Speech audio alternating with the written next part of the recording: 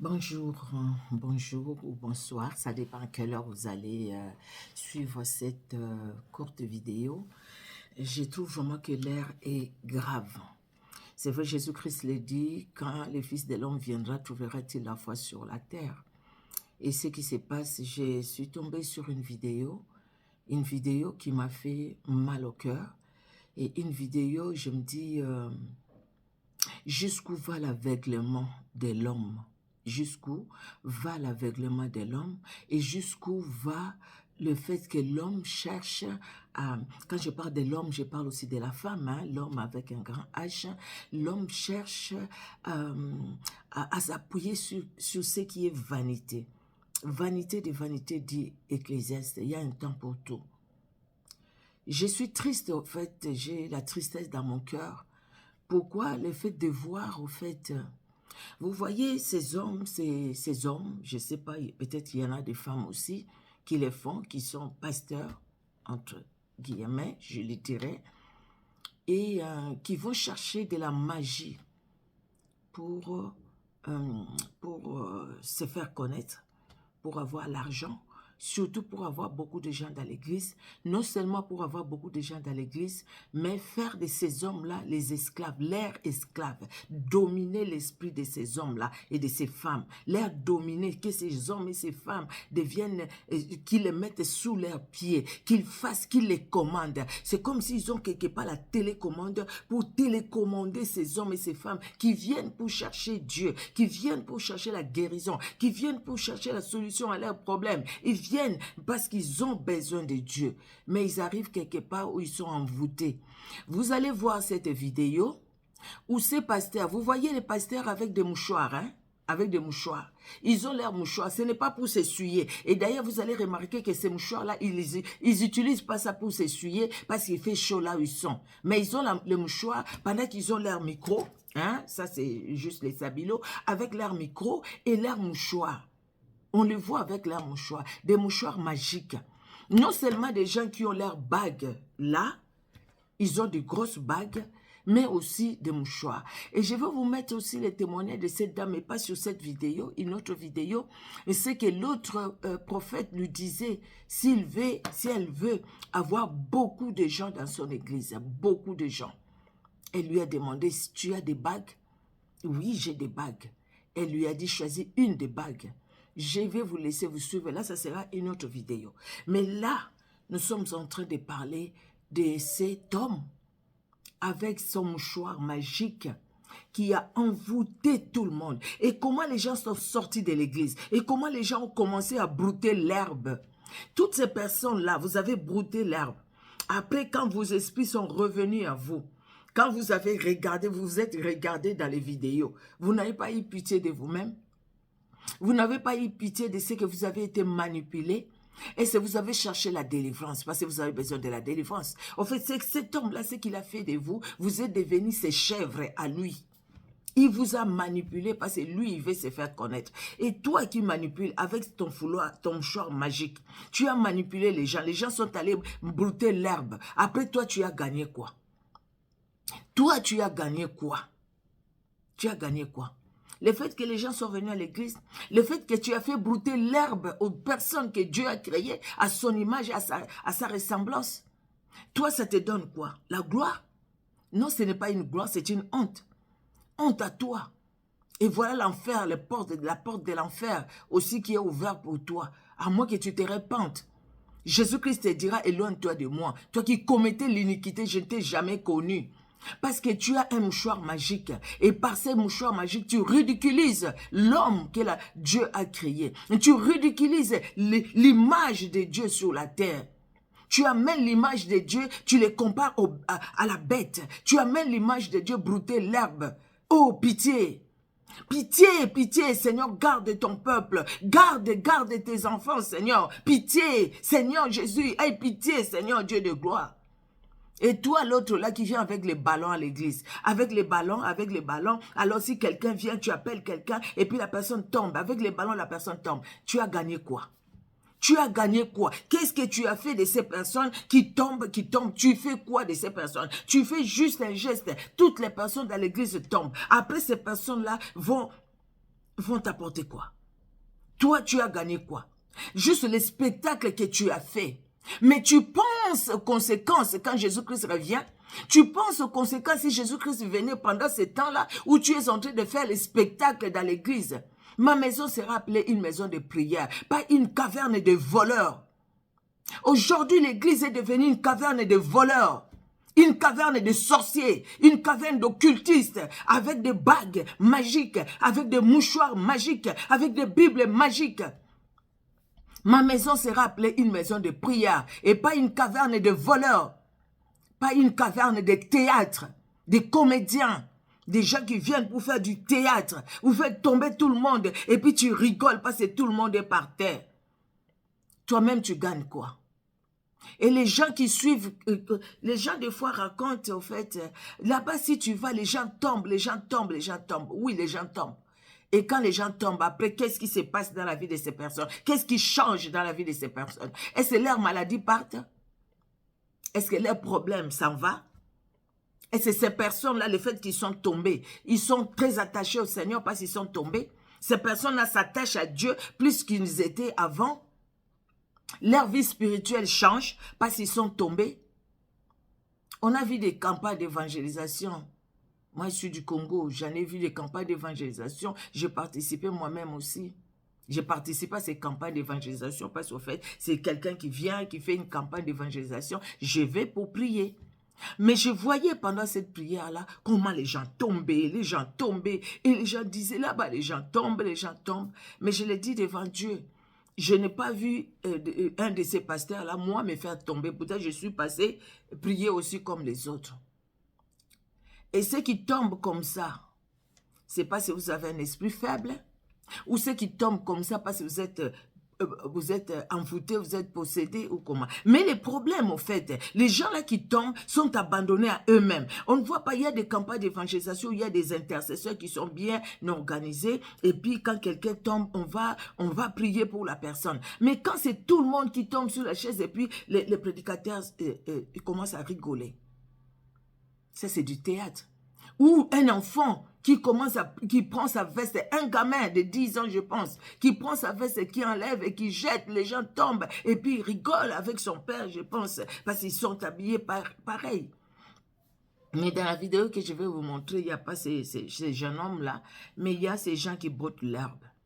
Et il y a ce pasteur-là avec son mouchoir magique. Il y a celui-là avec son ballon qui fait tomber les gens avec son ballon. Vous voyez que l'homme est tombé trop bas. Trop bas, trop bas, trop bas, trop bas. Jésus-Christ revient bientôt. Repentez-vous. Repentez-vous. Abandonnez ces mouchoirs magiques. Vous venez avec, vous faites tomber les gens, vous abîmez, vous détruisez la vie des gens. Jusqu'à les faire manger l'herbe. Quelqu'un qui prend l'herbe, qui broute l'herbe.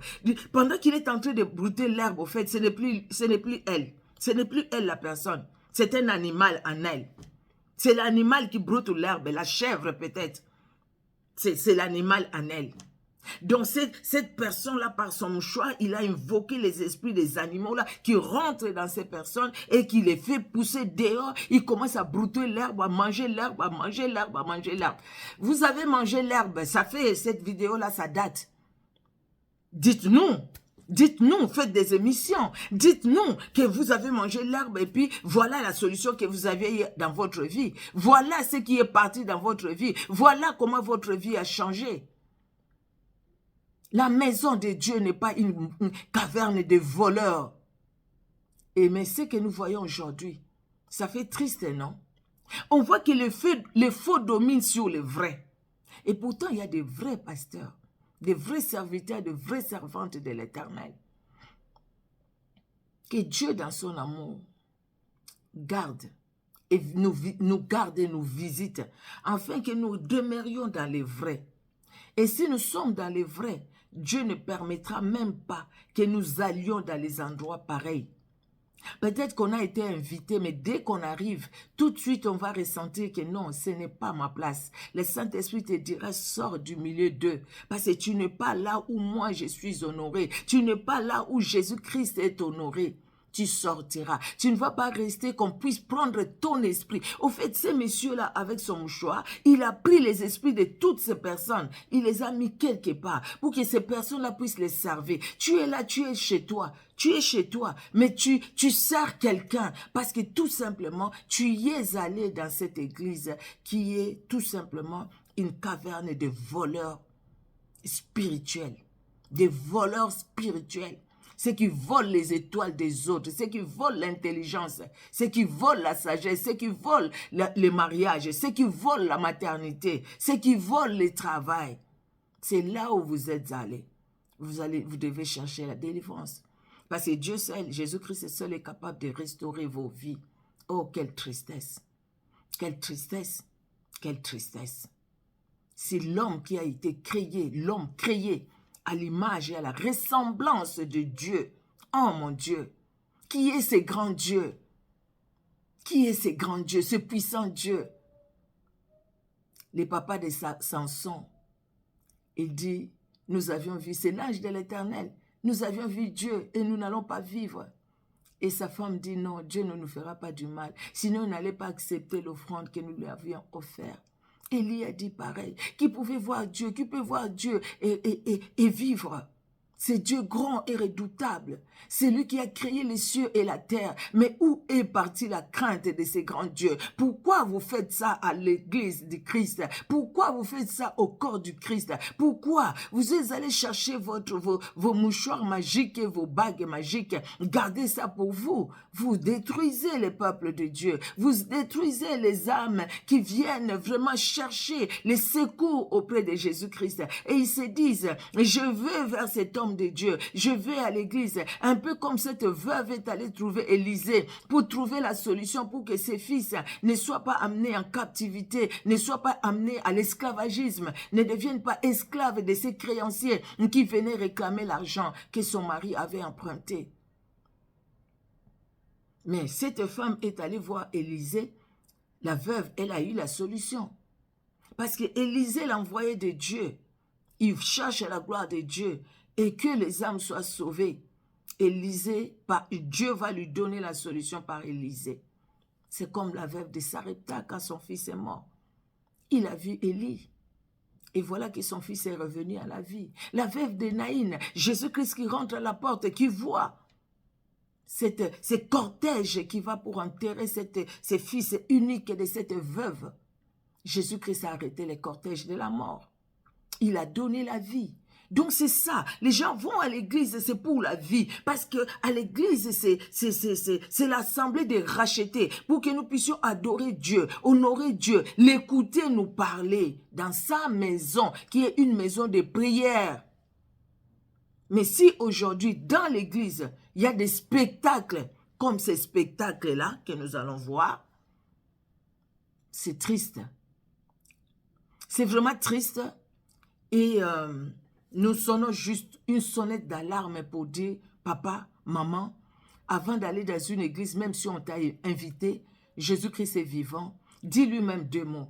Seigneur, dois-je aller ou pas? Regardons l'exemple de David. Et chaque fois pour aller même combattre, il demandait toujours, Seigneur, je dois aller ou pas? Le Seigneur lui disait, vas-y, ou alors n'y va pas. Quand Dieu ne disait, n'y va pas, s'il va, c'est la défaite. Les enfants d'Israël, hein? Vous voyez, et David a beaucoup expérimenté ça aussi. Mais nous croyons vraiment que Dieu ne peut pas nous exaucer, nous écouter. Quand nous lui demandons, nous lui posons la question, demandons à Dieu, Seigneur, dois-je aller ou pas? Le Seigneur te dira. Tu vas aller là où il y a la vie. Comme ça, tu y vas, tu cherches la face de Dieu et tu es nourri dans ton âme et tu grandis spirituellement et tu t'approches encore de Jésus-Christ de Nazareth. Mais si tu es quelque part où la personne utilise les mouchoirs magiques, ou la bague, des grosses bagues, même s'il dit non, c'est ma femme qui m'a acheté ça, mais cette bague-là a été allée sous l'eau, c'est la sirène qui lui a sorti la bague avec des pouvoirs. Je vais vous mettre après cette vidéo, la vidéo de cette dame, elle est prophétesse, servante de Dieu, comment il a été contacté, comment on lui a expliqué les choses, comment ça se passe avec ces bagues-là, pour faire tomber les gens, pour que ça attire les gens, pour que l'église soit plein à craquer.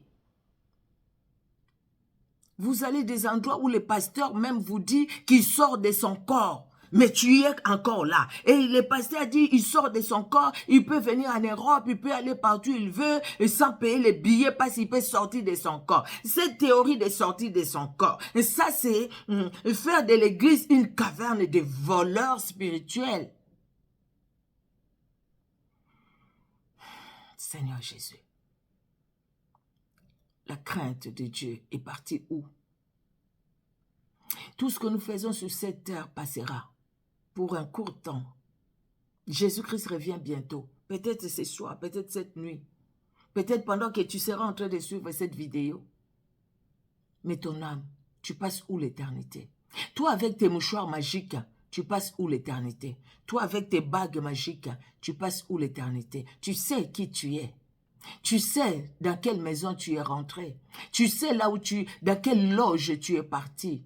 Tu sais quelle personne tu es allé voir. Tu sais. Et tu sais ce que tu fais. Toi-même, tu le sais. Que ce n'est pas la vérité. Et pourtant, le Saint-Esprit agit. Hein? Le Saint-Esprit agit. Quelqu'un peut tomber par la puissance du Saint-Esprit. Le Saint-Esprit agit. Nous avions vu ça nous-mêmes. Nous le voyons. Le Saint-Esprit agit. Maintenant, le temps de Dieu, c'est le temps de Dieu. Si vous êtes nombreux dans l'église, que Dieu soit loué. Si vous n'êtes pas nombreux, continuez à prier. Dieu sait lui-même comment il va envoyer d'autres âmes. Il a ajouté au nombre des disciples ceux qui étaient sauvés. C'est lui qui ajoute. Jésus-Christ dit lui-même, nul ne vient à moi si le Père ne l'attire. Jésus-Christ est à l'œuvre. Si vraiment nous persévérons dans la prière, même si on est 3, on est 4, mais la vie de Dieu est là. Dieu sait comment il va ajouter d'autres personnes pour que ces personnes-là aussi soient sauvées. Vraiment dans son amour. Que Dieu vous bénisse, bien-aimés, et suivez cet élément.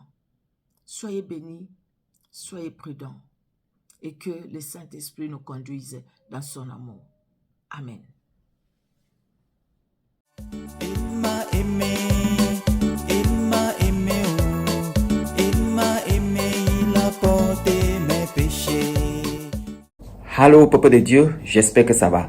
Essayez de regarder cette vidéo jusqu'à la fin. Cette vidéo, c'est en anglais. C'est un pasteur qui dit à ses membres, je vais vous donner la vie éternelle. Et il commande ses membres d'aller dehors manger les herbes, ça veut dire les gazons. Il dit, je vous donne la vie, la vraie vie, la vie éternelle. Et dans la vidéo, il demande, vous pensez que ces gens-là vont manger les herbes, ils seront malades? Il dit, non, ils ne seront pas malades parce que je leur donne la vie. La fille dont j'ai dénoncé il y a de cela 3 jours, qu'est-ce qu'elle fait? Dans sa vidéo aussi, elle donne la banane, l'ananas, les oranges aux gens en disant, je te donne la banane, c'est la vraie vie. Je te donne le banane spirituellement. Ce que je te donne, c'est la bonne vie. Ce que je te donne, c'est le déblocage. Tu réussiras. La vidéo dont vous allez regarder, le pasteur de l'église demande aux membres de l'église de manger les herbes. Et aussi, c'est le déblocage, c'est la vie éternelle. Donc il a dit manger les herbes, c'est la vie éternelle. Je vous donne la vraie vie. Regardez la vidéo. Now, we are supposed to eat the bread, but they're going to eat special bread before they eat this. Le pasteur dit, je vous donne le vrai pain, le pain de vie. Préparez-vous, vous allez aller dehors manger le pain.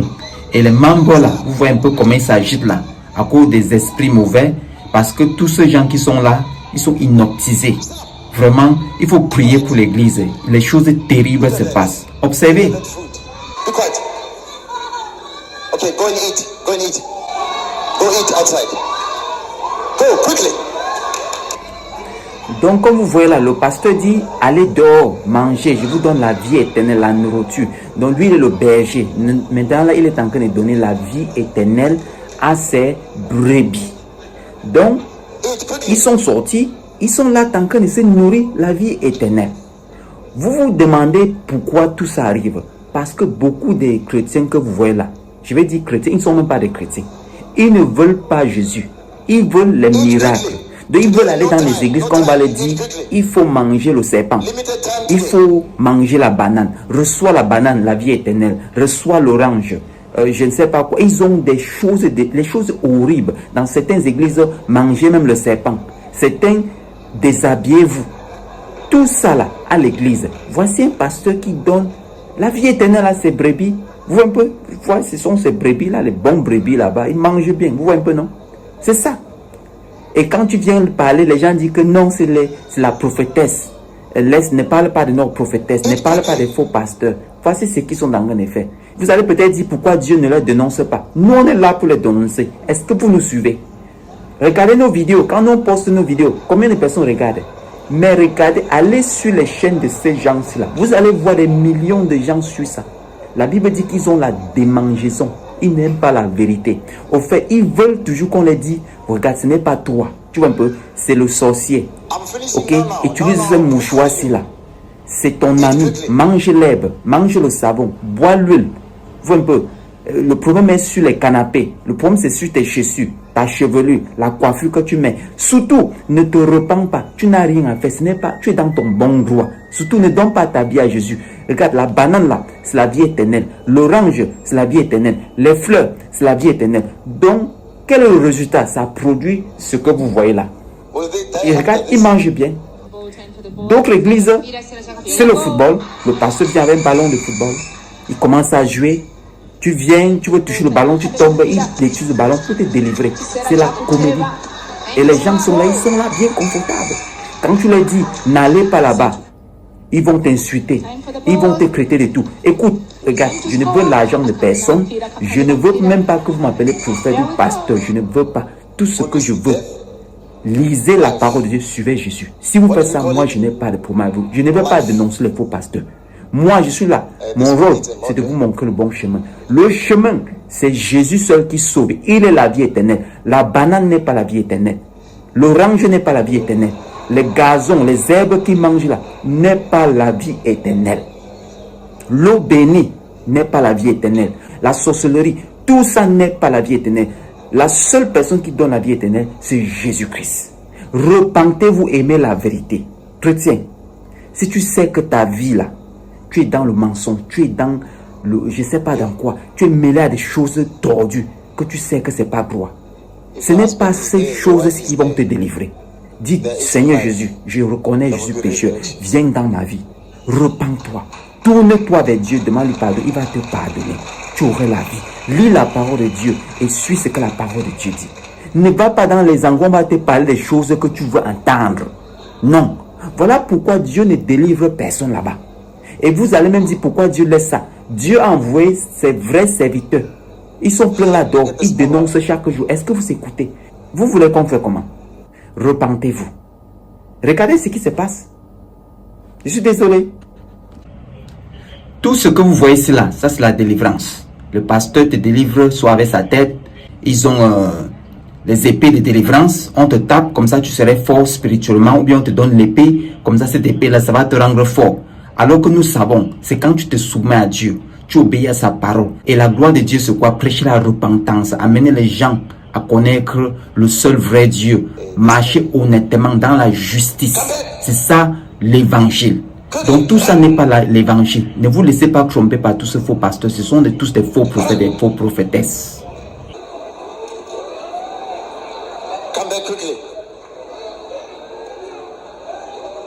Le diable n'a pas peur de ton épée. Il n'a pas peur de ta prière. Il a peur de Jésus. Est-ce que tu as Jésus? Si tu n'as pas Jésus, tu n'es rien. Utilise tout ça là. Ça, rien ne doit changer. Jusqu'au jour que tu vas donner ta vie à Jésus-Christ. Que Dieu te garde.